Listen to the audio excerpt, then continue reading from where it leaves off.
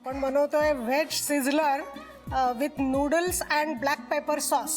Wow. Okay, आपण पहिल्यांदा आपण साहित्य बघूया. कोबी आहे चिरलेला, ओके, नूडल्स, नंतर उकडलेल्या भाज्या, फ्रेंच फ्राईज, कांद्याची paste, tomato puree, soya sauce, baked beans, butter, tomato ketchup, बारीक चिरलेला लसूण, आलं लसूण पेस्ट, साखर, मिरपूड, चिली फ्लेक्स किंवा त्याला पॅप्रिका म्हणतात, आणि मीठ.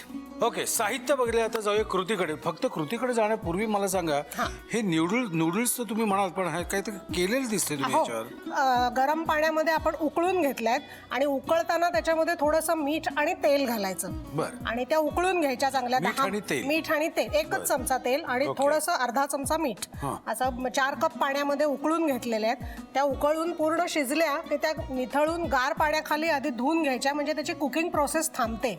आणि मग त्याला तेल लावून थोडं ठेवायचं. त्याच्यानंतर त्या बटर आणि थोड्याशा चिली फ्लेक्स आणि मिरपूड याच्यावरती मी भाजून घेतले, परतून घेतले. ओके. आणि हे काय? तशाच प्रकारच्या आपल्याला आवडतील त्या कोणत्याही भाज्या याच्यामध्ये चालतील. मी बेबीकॉर्न, ब्रोकोली, कारण ब्रोकोली ही अतिशय पौष्टिक आणि चांगली आहे. त्याच्यानंतर गाजर आहे, फ्लॉवर आहे, तेही असंच उकळून घ्यायचं गरम पाण्यात आणि मग बटरवरती परतून घ्यायचं भाज्या.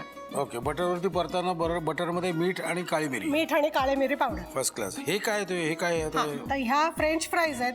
मला पडलेला प्रश्न असा आहे, एवढं कुरकुरीत कशा झालेल्या?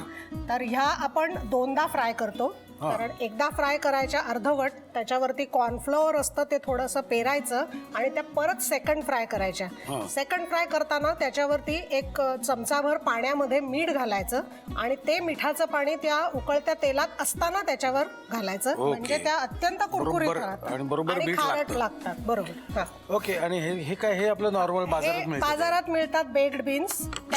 ठीक आहे. साहित्य नीट समजून घेतलं. आता कृतीकडे जाऊया. इथे आपण तूप, बटर घातलेलं आहे. तर बटरवर लसूण परतायचंय. लसूण चांगला परतला, त्याचा थोडा कच्चा स्वाद गेला की मग बेक्ड बीन्स घालायचे.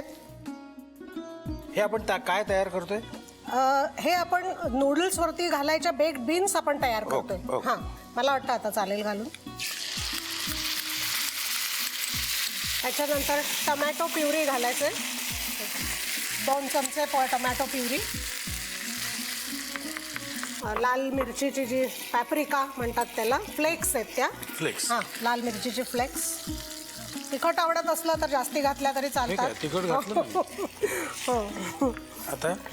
आता मिरपूड घालायची, अर्धा चमचा, पाव चमचा सुद्धा चालेल, पाव चमचा चालेल. वास तर चांगला येतो याचा. साखर, 1 अर्धा चमचा साखर, कारण टोमॅटो प्युरीमुळे थोडा आंबटपणा येतो. ओके. हे तर आपलं झालेलं आहे. ओके. आता मग आपल्याला ब्लॅक पेपर सॉस बनवायचा आहे. तो कसा बनवायचा बुवा? आता परत बटर घालायचंय. किती घालू तो? 1 क्यूब. त्याच्यावर आलं लसूण पेस्ट, थोडीशी आलं लसूण पेस्ट परतून घ्यायची आणि मग कांद्याची पेस्ट त्याच्यावर घालायची. ही 4 चमचे घालायची. ओके. सगळं मापात? हो. ओके. आता ही कांद्याची पेस्ट आपण ही थोडासा ब्राऊन होईपर्यंत परतायची आहे. त्याला जरा ब्राऊन रंग येस तर, कारण आपल्या सॉसचा रंग थोडा ब्राऊन दिसणार आहे. आणि ब्राऊन रंग आणखीन एक यायचं कारण म्हणजे सोया सॉस घालायचे, पण त्याच्या आधी ही खमंग परतून घेणं आवश्यक आहे.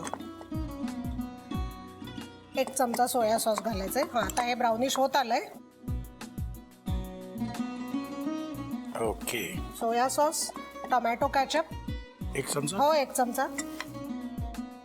मीठ आणि काळी मिरी पावडर. ह्याच्यात आपण ऑलरेडी मीठ घातलंय ना शिजवताना? हो. आणि त्याशिवाय बटरवर परतल्यात. ओके. याचं नावच ब्लॅक पेपर सॉस आहे, त्याच्यामुळे पूर्ण 1 चमचाभर घातली तरी चालेल, म्हणजे तो त्याला मिऱ्याचा झणझणीतपणा येईल. मला वाटतं हे झालेलं आहे. आता त्याच्यात 1 अर्धा कप पाणी घालायचंय, कारण आपली क्वांटिटी तशी कमी आहे थोडी.